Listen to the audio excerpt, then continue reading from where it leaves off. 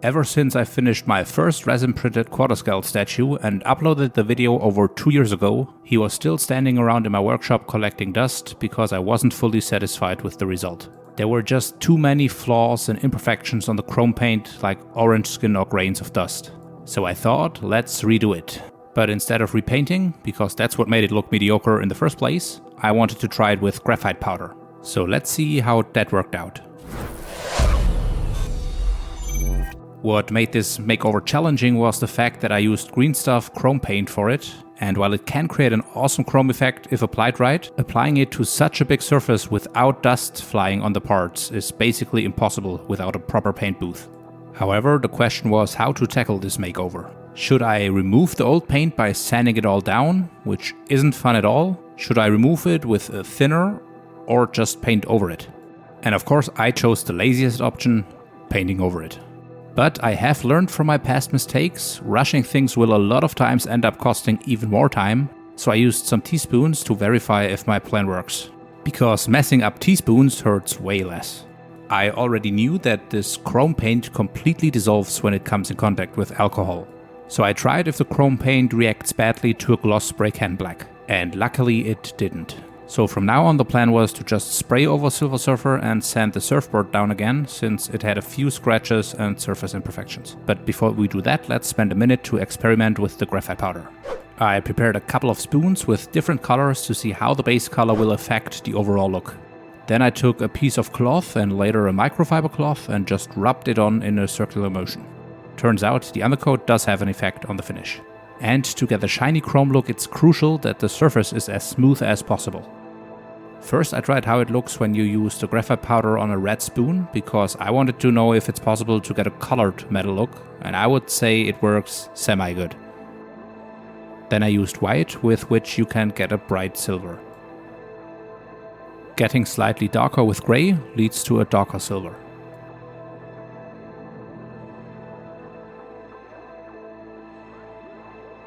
Afterwards I put the powder on top of a standard airbrush silver, and that also led to a pretty cool chrome effect.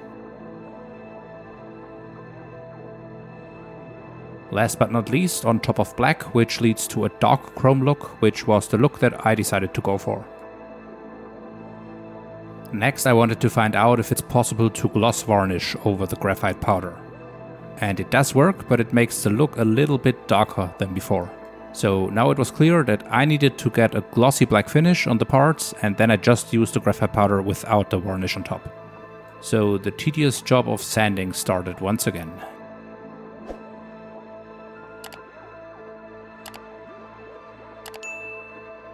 When I thought the surface is good enough, I painted it with gloss black. Then I saw that there were also small hairline cracks on the seam lines where the parts were glued together. Those are the worst. You sand it and think they are gone, but they reoccur every damn time. The only way to get rid of them is to make the crack bigger and then fill and sand it again. What you can also see, even though I wet sanded with a pretty high grit, I still had a lot of tiny scratches in the paint. And I had a few spots like that on the body of Silver Surfer too, where the seam lines were reoccurring. Here I also hoped that sanding and repainting is enough, but I also ended up making those scratches larger first to then fill them with putty. And here you can again see those two small spots that always came back.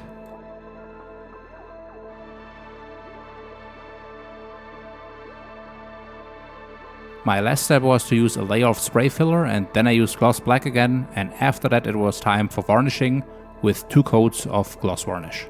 Because the statue and the surfboard are too big for my booth, but I needed to paint all of it in one go to avoid dusty overspray, I had to paint it in front of my booth. And in this light, the Silver Surfer actually looks pretty glossy.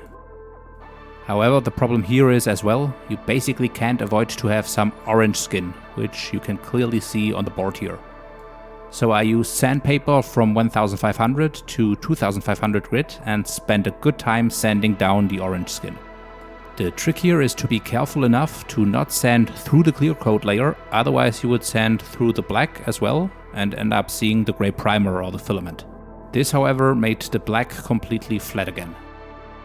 And all those little dots show low spots where the surface is still not perfectly even.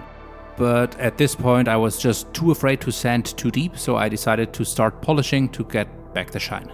I ordered polishing pads for my electric screwdriver and a polishing paste and thought this would bring the shine back in no time.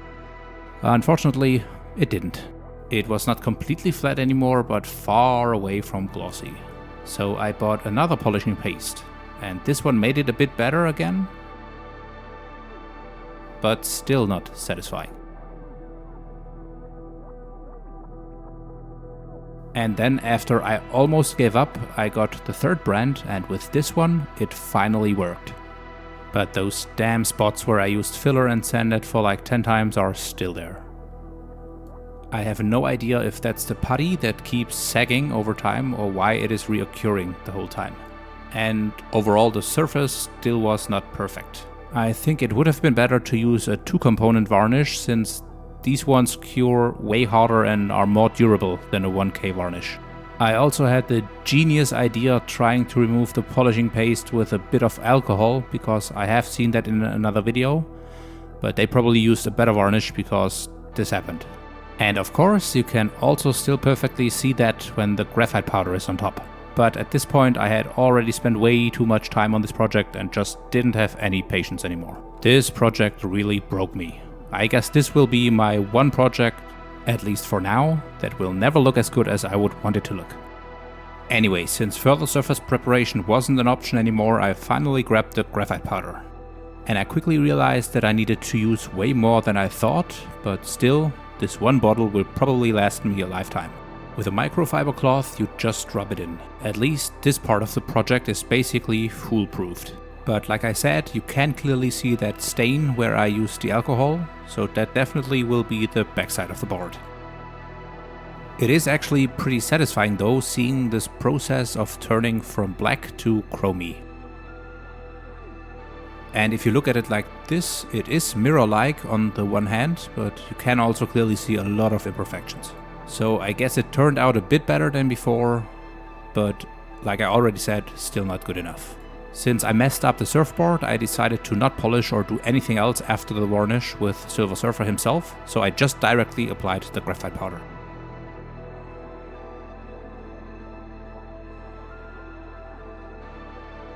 And then it was time to clean up and get him done for the final shots. Luckily, despite all those imperfections, you can't really see them there.